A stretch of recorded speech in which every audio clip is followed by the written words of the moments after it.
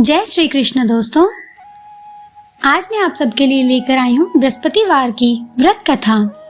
कथा से पूर्व हम जानते हैं विधि। इस दिन बृहस्पतिश्वर महादेव जी की पूजा होती है। दिन के समय एक समय ही भोजन करें, पीले वस्त्र धारण करें। भोजन भी चने की दाल का ही होना चाहिए, नमक नहीं खाना चाहिए। पीले रंग के फूल, चने की दाल, पीले कपड़े तथा पीले चंदन से पूजा करनी चाहिए। पूजन के पश्चात कथा सुननी चाहिए और कहनी चाहिए। इस व्रत को करने से बृहस्पति जी अति प्रसन्न होते हैं तथा धन और विद्या का लाभ होता है। स्त्रियों के लिए यह व्रत अति आवश्यक है। इस व्रत में केले का पूजन होता है।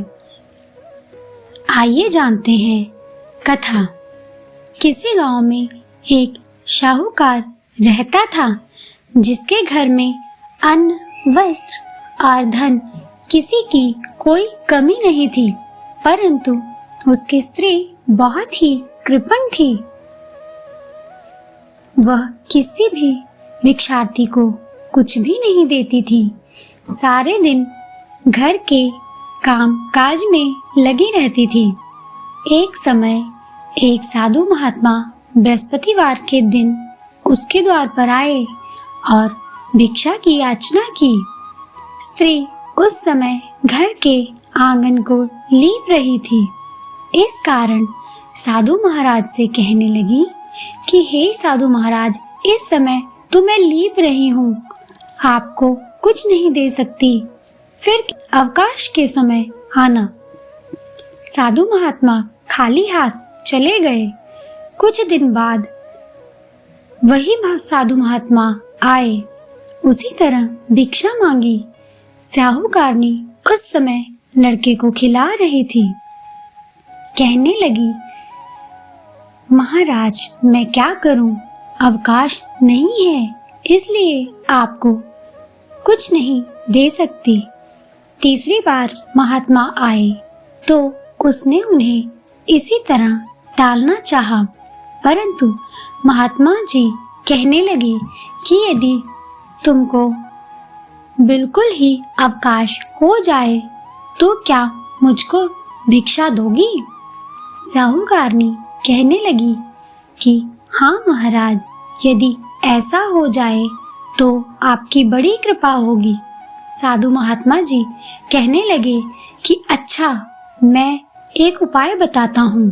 तुम बृहस्पतिवार को दिन चढ़े उठो और सारे घर में झाड़ू लगाकर कूड़ा एक कोने में जमा करके रख दो। घर में चौका इत्यादि मत लगाओ। फिर स्नान आदि करके घर वालों से कह दो, उस दिन सब हजामत अवश्य बनवाएं। रसोई बनाकर चूल्हे के पीछे रखा करो, सामने कभी ना रखो। सायंकाल को अंधेरा होने के बाद दीपक जलाया करो और बृहस्पतिवार को पीले वस्त्र मत धारण करो, ना पीले रंग की चीजों का भोजन करो। यदि ऐसा करोगी तो तुमको घर का कोई काम नहीं करना पड़ेगा। साहूकारनी ने ऐसा ही किया। बृहस्पतिवार को दिन चढ़े उठी, झाड़ू लगा कूड़ा घर में एक तरफ इकट्ठा करके रख दिया। पुरुषों ने हजामत बनवाई, भोजन बनाकर चूल्हे के पीछे रखा। वह सब बृहस्पतिवारों को ऐसा ही करती रही। अब कुछ काल के बाद उसके घर में खाने को दाना ना रहा। थोड़े दिनों में महात्मा फिर आए और भिक्षा मांगी, परंतु सेठानी ने कहा, महाराज मेरे घर में खाने को अन्न नहीं है, आपको क्या दे सकती हूँ। तब महात्मा ने कहा कि जब तुम्हारे घर में सब कुछ था तब भी कुछ नहीं देती थी, अब पूरा पूरा अवकाश है तब भी कुछ नहीं दे रही हो, तुम क्या चाहती हो वह कहो। तब सेठानी ने हाथ जोड़कर कहा कि महाराज अब कोई ऐसा उपाय बताओ कि मेरे पहले जैसा धन धान्य हो जाए। अब मैं प्रतिज्ञा करती हूँ कि आप जैसा कहेंगे मैं वैसा ही करूँगी और कभी भी अपने द्वार से किसी को भी खाली हाथ नहीं जाने दूंगी।